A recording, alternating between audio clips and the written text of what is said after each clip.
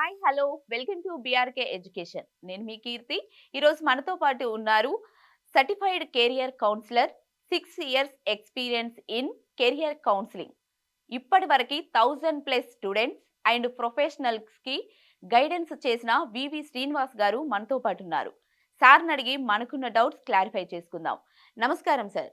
నమస్కారం అండి. మీరు కెరియర్ కౌన్సిలర్ గా స్టూడెంట్స్ కి మీరు ఎలాంటి గైడెన్స్ ఇస్తారు సార్? డెఫినెట్‌గా అండి. ఫస్ట్ కెరియర్ కౌన్సెలింగ్ అంటే ఏంటనేది తెలుసుకోవాలి. Yes sir. కెరియర్ కౌన్సెలింగే కాదు. కౌన్సెలింగ్ అనేది very traditional terminology. Okay sir. ఎందుకంటే కౌన్సెలింగ్ అనేది ప్రతి మనిషి లైఫ్‌లో డిఫరెంట్ స్టేజెస్‌లో అవసరమే. Life counselling, career counselling, yes sir. Marriage counselling ఇవన్నీ కౌన్సెలింగ్‌లే. కాకపోతే కౌన్సెలింగ్‌లో జరిగేది ఏం జరుగుతది? Based on your experience or based on your knowledge ఒక పర్సన్ మీ దగ్గరికి ప్రాబ్లమ్‌తో వచ్చినప్పుడు ఎస్ సార్. వాళ్ళకి గైడెన్స్ ఇస్తారు. Okay. That is career counselling. Yes, sir. Any counselling. అవును సార్. ఈవెన్ కెరియర్ కౌన్సెలింగ్‌లో కూడా ట్రెడిషనల్ కెరియర్ కౌన్సెలింగ్‌లో కూడా జరిగేది అదే. ఫర్ ఎగ్జాంపుల్ 8థ్, 9థ్, 10థ్ ఏ స్టాండర్డ్ చదువుతున్న స్టూడెంట్ అయినా పేరెంట్స్‌ని గాని లేకపోతే కెరియర్ కౌన్సిలర్స్ దగ్గరికి వచ్చాము. ట్రెడిషనల్ కెరియర్ కౌన్సెలింగ్‌లో జరిగేది చెప్తున్నాను నేను మీకు. Okay sir. ఏం జరుగుద్ది? వాళ్ళు ఆ ఫీల్డ్‌లో ఎక్స్‌పర్టైజ్ ఉంటారు కాబట్టి, లేకపోతే over a period of time they gain some knowledge. అదే వాళ్ళకి షేర్ చేస్తారు. అంటే ఫర్ ఎగ్జాంపుల్ 10థ్ క్లాస్ స్టూడెంట్‌కి ఏం చెప్తారు వీళ్ళు? ఇంటర్‌లో సో అండ్ సో ఆప్షన్స్ ఉంటాయి. ఉంటాయి. ఇంటర్ అనేది గ్రూప్ సెలక్షన్ ఉంటుంది. ఎస్ ఈ సార్. గ్రూప్స్ అవైలబిలిటీలో ఉంటాయి. ఆ, ఈ గ్రూప్స్ తీసుకుంటే ఏ గ్రూప్ తీసుకుంటే ఏ ఏంటి? కెరియర్‌లోకి వెళ్ళొచ్చు. Yes sir. ఇదంతా కెరియర్ కౌన్సెలింగ్‌లో జరుగుద్దనమాట. చెప్తారు. ఈ ప్రాసెస్‌లో వాళ్ళకి ఆల్రెడీ ఒక నాలెడ్జ్ ఉంటది కాబట్టి ఏదో ఒక గ్రూప్ మీద కొంచెం ఇన్సిస్ట్ చేస్తారు. Yes sir. చేసి ఇన్ కేస్ ఈ గ్రూప్ గనుక నువ్వు తీసుకుంటే నీ కెరియర్ ఇట్లా ఉండొచ్చు అని ఒక హింట్ లేకపోతే ఇస్తారు. ఒక గైడెన్స్ లాగా ఇచ్చినప్పుడు ఓకే. బ్యాక్ ఎండ్‌లో వాళ్ళు ఆలోచించుకుని డెసిషన్ మేకింగ్ జరుగుతుంది. ఓకే. స్టూడెంట్స్ గాని, తల్లిదండ్రులు గాని. But that is not sufficient. Especially ఇప్పుడున్న ట్రెండ్‌లో, ఇప్పుడున్న ఇంత కాంపిటీటివ్ వరల్డ్‌లో కేవలం ట్రెడిషనల్ కౌన్సెలింగ్ అనేది సరిపోదు. Okay. So to answer your question, sir. what is the different Difference. approach that we have? Yes sir. We follow to identify the most suitable career options for a student. Yes sir. అంటే స్టూడెంట్‌కి suitable అయ్యే career options ఏంటనేది identify చేయడానికి మేము ఒక ప్రాసెస్‌ని follow అవుతాము. Okay. That is called multiple dimensional approach okay. లేదా 4 స్టెప్స్ కెరియర్ ప్లానింగ్ ప్రాసెస్ అంటారు దీన్ని. ఓకే. ఈ 4 స్టెప్స్‌లో స్టూడెంట్ యొక్క మల్టిపుల్ డైమెన్షన్స్‌ని అసెస్ చేసి అంటే like self awareness. Yes sir. ఈ సెల్ఫ్ అవేర్‌నెస్‌లో ఏమేమి కవర్ చేయాలి? దాని తర్వాత ఎక్స్‌ప్లోరేషన్ అంటే మల్టిపుల్ కెరియర్ ఆప్షన్స్‌లో ఏది సూటబుల్ అవుతుందో ఫైండ్ ఔట్ చేసిన తర్వాత అప్పుడు ఎడ్యుకేషనల్ రోడ్ మ్యాప్ డిజైన్ చేయడం జరుగుతుంది. ఓకే. ఇది ఎందుకు చేయాలంటే if I want to become a cricketer, ఇందాక నేను మీకు లాస్ట్ ఎపిసోడ్‌లో చెప్పినట్టు స్టూడెంట్స్‌ని మీరు చాలా మందిని అడిగితే నేను ఇంజినీర్ అవ్వాలనుకుంటున్నాను, లేకపోతే డాక్టర్ అవ్వాలనుకుంటున్నాను, కొంతమంది క్రికెటర్ అవ్వాలని అనుకుంటున్నారు. ఇవన్నీ కూడా వాళ్ళకి ఎందుకంటే దే ఆర్ ఫ్యాసినేటెడ్. వాళ్ళు ఏదో ఊహించుకుంటారన్నమాట. వాళ్ళకి నచ్చుతుంది కాబట్టి. క్రికెట్ అంటే నచ్చుతుంది కాబట్టి నేను క్రికెటర్ అవ్వాలనుకుంటాను. అయితే డాక్టర్‌ని చూసి డాక్టర్ నచ్చుతాడు కాబట్టి డాక్టర్ అవ్వాలనుకుంటాను. సో ఇక్కడ మనం ఏం చేస్తామంటే అసలు అది నీకు సూటబుల్ అవుతుందా లేదా? ఓకే. అసలు సూటబిలిటీ అంటే ఏంటి? సూటబిలిటీ అంటే ఏంటంటే మనం ఎప్పుడూ కూడా సబ్జెక్ట్స్‌ని ఎంచుకోవటం ఫస్ట్ ప్రయారిటీగా అనుకోకూడదు. ట్రెడిషనల్ కౌన్సెలింగ్‌లో అదే జరుగుద్దనమాట. ఓకే. నువ్వు 10థ్ వరకు మ్యాథ్స్‌లో స్ట్రాంగ్‌గా ఉన్నావు, ఫిజిక్స్‌లో స్ట్రాంగ్‌గా ఉన్నావు కాబట్టి ఎంపీసీ తీసుకో. ఓకే. నువ్వు ఫిజిక్స్, బయాలజీ స్ట్రాంగ్‌గా ఉన్నావు కాబట్టి బైపీసీ తీసుకో. అవును. The traditional way of choosing options. Groups. Okay. దీని వలన అంటే 10థ్ తర్వాత ఇంటర్ తర్వాత గ్రాడ్యుయేషన్ తర్వాత పోస్ట్ గ్రాడ్యుయేషన్ అంటే ఒక ప్రాసెస్‌లో వెళ్ళిపోతుంది. అవును. కానీ మనం ఏం చేస్తామంటే 10థ్‌లోనో, 9థ్‌లో ఉన్నప్పుడే స్టూడెంట్ యొక్క సూటబిలిటీ ఏంటి? ఈ సూటబిలిటీ అంటే ఏంటంటే ప్రతి వర్క్‌కి ఒక నేచర్ ఉంటుంది. యాజ్ ఎ హ్యూమన్ బీయింగ్ మనకి ఒక నేచర్ ఉంటుంది. అంటే మనం ఎట్లా ఆలోచిస్తాం, ఎట్లా నాలెడ్జ్ గెయిన్ చేస్తాం, ఎట్లా డెసిషన్ మేకింగ్ చేస్తాం, లైఫ్‌లో ఎలా ఉంటాం. ఇవన్నీ మన పర్సనాలిటీ టైప్. అంటే ఒక ఒక రకంగా ఒక మన నేచర్ ఆఫ్ పర్సనాలిటీ అనుకోండి. అలానే ప్రతి వర్క్‌కి కూడా ఒక నేచర్ ఉంటుంది. Yes sir. ఫస్ట్ మనం ఈ వర్క్ నేచర్‌ని, ఈ చైల్డ్ నేచర్‌ని మ్యాచ్ చేయడానికి ట్రై చేయాలి. అంటే నువ్వు ఎలా ఆలోచిస్తావో ఈ వర్క్ కూడా అలాంటి ఆలోచించే వ్యక్తి ఇక్కడ కావాలి. మ్యాచింగ్. నువ్వు డెసిషన్ మేకింగ్ ఎలా చేస్తావు అనే దాని మీద ఈ వర్క్ నేచర్ కూడా అలాంటి డెసిషన్ మేకింగ్ చేసే రిలేటెడ్ నేచర్ ఈ వర్క్ కూడా ఉంటుంది. ఓకే. ఇలా మల్టిపుల్ డైమెన్షన్స్ అసెస్మెంట్‌లో ఐడెంటిఫై చేసి we try to align to their career interests. Okay. అంటే ఫర్ ఎగ్జాంపుల్ ఒక ప్రొఫెషన్‌కి లాజికల్‌గా ఆలోచించే మెంటాలిటీ ఉండే పర్సనాలిటీ కావాలనుకోండి. అలాంటి పర్సనాలిటీ అలాంటి జాబ్‌లోకే వెళ్ళాలి. ఓకే. Yes sir.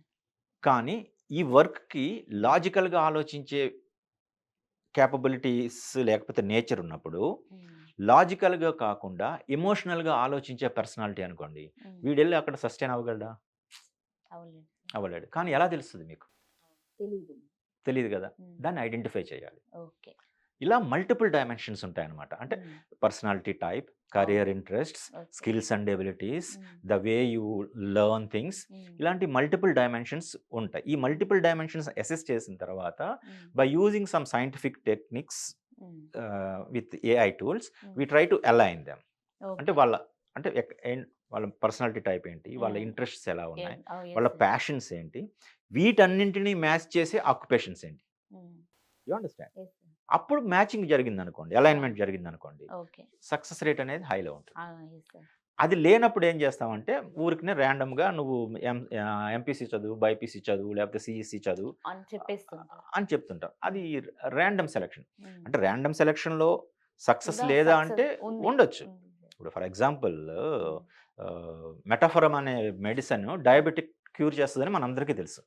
కాబట్టి ఇంట్లో డయాబెటిక్ పేషెంట్ ఉన్నప్పుడు మనం డైరెక్ట్‌గా మెడికల్ షాప్‌కెళ్ళి మెటాఫోరమ్ టాబ్లెట్ ఇవ్వండి అని చెప్పేసి వాడతామా? వాడం కదా! డాక్టర్ దగ్గరికి వెళ్ళాలి. ఎక్స్‌పర్ట్ దగ్గరికి వెళ్ళాలి. Expert designs the medication model. ఆ మెటాఫోరమ్ మెడిసినే అందరికీ ఇస్తారు ఆయన కూడా. కానీ కొంతమంది రోజుకి ఒకసారే వాడాలంటాడు. కొంతమందిని 2 సార్లు వాడమంటాడు. కొంతమందిని 3 సార్లు వాడమంటాడు. కొంతమందికి మళ్ళీ ఇన్ అడిషన్ టు మెటాఫోరమ్ ఇంకో మెడిసిన్ కూడా ఇస్తారు. కానీ మెటాఫోరమ్ క్యూర్ చేస్తదని ప్రపంచంలో అందరికీ తెలుసు. You understand? In such a way MPC తీసుకుంటే ఇంజినీర్ అవుతారని అందరికీ తెలుసు. కాబట్టి తీసుకోకూడదు. Just like medicine. మెటాఫోరమ్ డయాబెటిస్‌ని క్యూర్ చేస్తది కాబట్టి ఎవరు పడితే వాళ్ళు తీసుకోకూడదు. సో అట్లా మ్యాచ్ చేయాలి. ఎవరికి ఏ మల్టిపుల్ డైమెన్షన్స్ ఏ రేషియోలో ఉన్నాయి, అట్లాంటి మల్టిపుల్ డైమెన్షన్‌కి సూటబుల్ అయ్యే కెరియర్ ఆప్షన్స్ ఏంటి అనేది తీసుకున్నప్పుడు ఫైనలైజ్ అయిపోయిన తర్వాత మీకు లిస్ట్ ఆఫ్ ఆక్యుపేషన్స్, మీకు సూటబుల్ ఆక్యుపేషన్స్ మేము డిస్‌ప్లే చేస్తామన్నమాట. అప్పుడు దాంట్లోంచి మీరు ఒకటి పిక్ చేసుకున్నారనుకోండి. To get there we also design the educational road map. You see ఇంటర్‌లో ఏం చదవాలి, డిగ్రీలో ఏం చదవాలి, లేకపోతే పోస్ట్ గ్రాడ్యుయేషన్‌లో ఏం చదవాలి. దీనివలన ఏం జరుగుద్దంటే కొంతమంది ఏమంటారంటే అలాంటి ఆప్షన్స్ వచ్చినప్పుడు అసలు ఫినాన్షియల్‌గా ప్రోగ్రెస్ లేని ఆప్షన్స్ వచ్చినప్పుడు వేస్ట్ కదా అంటారు. That's the point. ఎందుకంటే కొంతమందికి సపోజ్ అంటే నేను ఏ ఆక్యుపేషన్‌ని నేను తక్కువ చేయడం నా ఉద్దేశం కాదు కానీ ఫర్ ఎగ్జాంపుల్ లైబ్రేరియన్ నీ సూటబుల్ ఆప్షన్ అని వచ్చిందనుకోండి. ఏ పేరెంట్ అయినా యాక్సెప్ట్ చేస్తారా దాన్ని? సో ఇక్కడ నీకు ఏమవుతుంది, ఈ లైబ్రేరియన్ అనే ఆక్యుపేషన్‌కి నీ పర్సనాలిటీ సరిపోతుంది. కానీ అల్టిమేట్‌గా ఎవరైనా మనం చదువుకుని జాబ్ చేసినా, బిజినెస్ చేసినా అల్టిమేట్‌గా our target is to earn money. Money. So ఈ ప్రాసెస్‌లో ఎక్కడైతే మంచిగా సాలరీస్ రాని జాబ్స్ నీకు సూటబుల్ అని ఆప్షన్స్ వచ్చినప్పుడు మేం చెప్పేదంటే at least you realise the fact.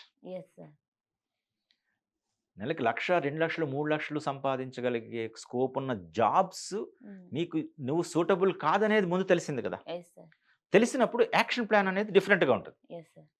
అది తెలుసుకోకుండానే మీరు డైరెక్ట్‌గా వెళ్ళిపోయారనుకోండి, you have to suffer there. విషయం తెలియదు. ఎందుకు నువ్వు సక్సెస్ అవ్వలేకపోతున్నావో అర్థం కాదు. You feel bad. చాలా డిస్టర్బెన్సెస్ వస్తాయి. కానీ మీకు 10థ్‌లో ఉన్నప్పుడే మీ స్కిల్స్, స్ట్రెంగ్త్స్, మీ కేపబిలిటీస్ అన్నీ తెలుసుకొని అప్పుడు మీరు ప్లాన్ చేశారనుకోండి, మీరు ఈ ప్రాసెస్‌లో మీకు అస్సలు ఫినాన్షియల్గా ప్రోగ్రెస్ లేని కెరియర్ ఆప్షన్స్ వచ్చినప్పుడు what is the second alternative అనేది నువ్వు ఇక్కడే ఫిక్స్ చేయొచ్చు. Yes sir.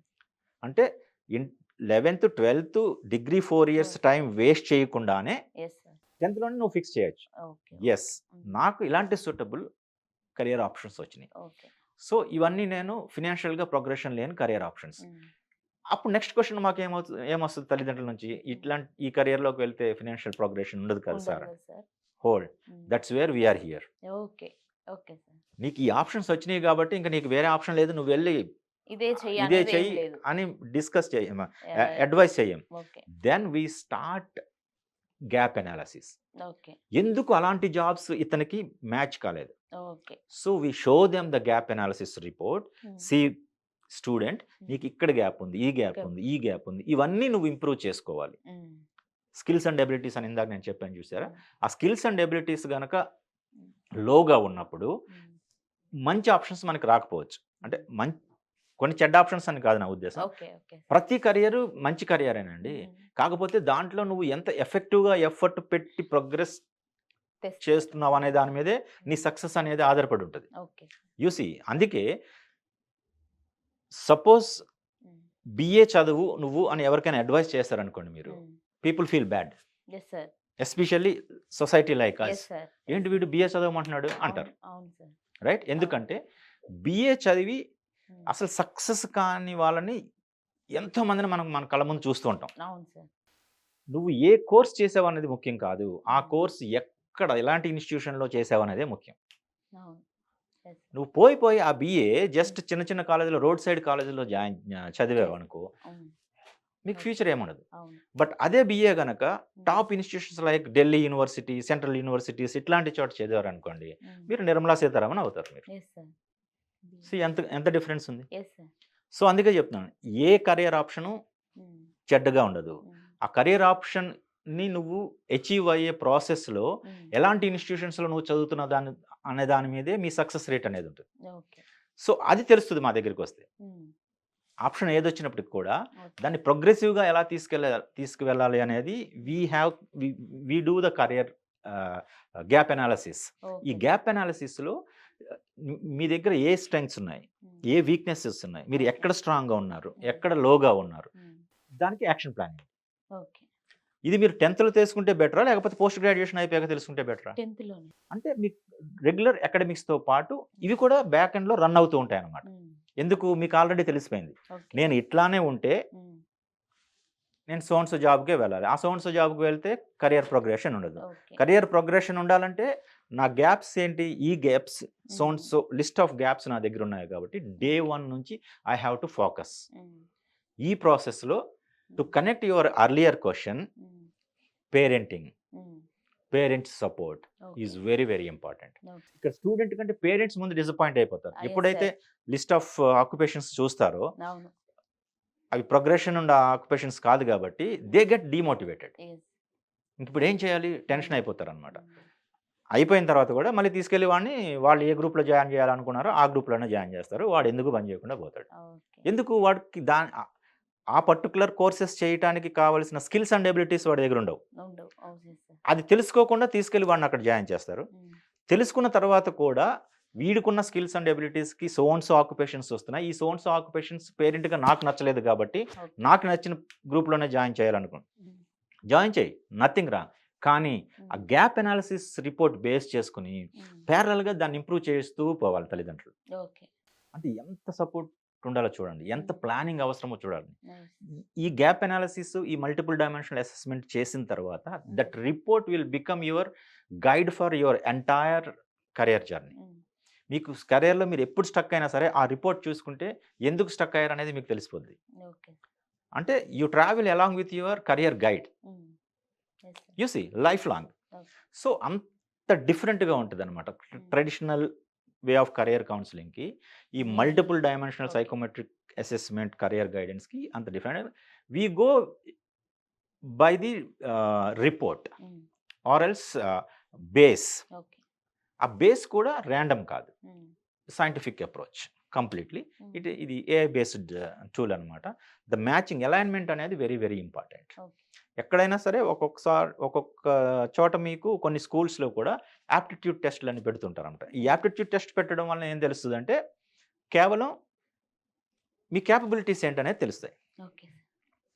ఆ టెస్ట్ ఎగ్జామ్ పెట్టారనుకోండి. కేపబిలిటీస్ ఏమనేది అంటే మీరు న్యూమరికల్ ఎంత స్ట్రాంగ్ ఉన్నారు, హ్మ్. వెర్బల్ ఎంత స్ట్రాంగ్ ఉన్నారు, లేకపోతే డెసిషన్ మేకింగ్ ఎంత స్ట్రాంగ్ ఉన్నారు. హ్మ్. కేపబిలిటీస్ తెలుస్తాయి. ఓకే.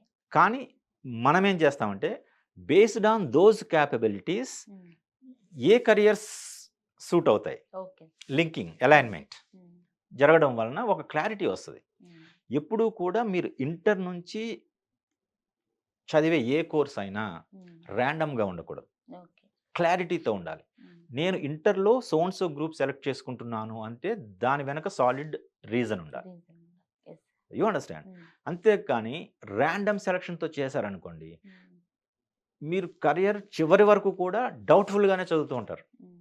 నేను ఇందులోకొచ్చాను. అవును. అది అవుతానో లేదో, అవును. అది క్రాక్ చేయగలనో లేదో, అవును. క్రాక్ చేసిన తర్వాత ఇంకోటి వస్తదో లేదో, యెస్. ఇట్లాంటియన్నీ. హ్మ్. ఎందుకు? మీకు అల్టిమేట్ గోల్ అనేది మీకు క్లారిటీ లేదు. యెస్. యెస్. బట్ మేము చేసే ప్రాసెస్‌లో ఫస్ట్ నీకు అల్టిమేట్ గోల్ ఏంటో చెప్తున్నాం ఇక్కడ. ఓకే. ఇది నీ అల్టిమేట్ మ్యాచింగ్, హ్మ్. సూటబిలిటీ. హ్మ్. This is your educational road map. Okay. నువ్వు ఇది ఫాలో అవ్వు. అక్కడికెళ్తావు. ఇప్పుడేం తెలుస్తుంది మీకు? యాహ్! హ్మ్. ఎందుకు ట్రావెల్ చేస్తున్నాం అనేది తెలియాలి ఫస్ట్. ఎందుకు ఆ గ్రూప్ సెలెక్ట్ చేసుకున్నాం అనేది హ్మ్. తెలియాలి. సో, ఫైనల్‌గా అందరూ తెలుసుకోవాలి ఏంటంటే, హ్మ్. Everybody should learn okay. How to choose a suitable career option. Okay. Okay. It's not like what to choose. Yes. How to choose a suitable career option. Okay. కానీ అందరు తల్లిదండ్రులు ఏం చేస్తున్నారు? హ్మ్. ఏది సెలెక్ట్ చేసుకోవాలి? ఏది సెలెక్ట్ చేసుకోవాలి? ఏది అవును. సెలెక్ట్ చేసుకోవాలనుకుంటున్నారు గానీ, హ్మ్. ఎలా సెలెక్ట్ చేసుకోవాలి చేసుకోవాలి. అనే దాని మీద ఎవరి చూడట్లేదు. ఫోకస్ వెళ్ళట్లేదు. ఎందుకంటే తెలీదు వాళ్ళకి. Okay sir. యెస్. చాలా మంది వాళ్ళకే తల్లిదండ్రులు నాలెడ్జ్ లేదు కదా సార్ అబ్సల్యూట్లీ. దాని మీద. అబ్సల్యూట్లీ. యెస్ మీకొక సార్. విషయం చెప్తా. హ్మ్. ఇండియాలో ఓకే. 97% ఆఫ్ ది స్కూల్స్‌లో కౌన్సెలింగ్ అనే కాన్సెప్టే లేదు. హ్మ్. లేదు సార్. లేదు. 97% of the schools. Yes sir. అలాంటప్పుడు హ్మ్. రాండమ్ సెలక్షన్సే జరుగుతాయి. Okay sir. సూపర్‌గా ఎక్స్‌ప్లెయిన్ చేసి చెప్పారు. చాలా క్లారిటీగా. Thank you so much sir. Thanks అండి. Thank you so much.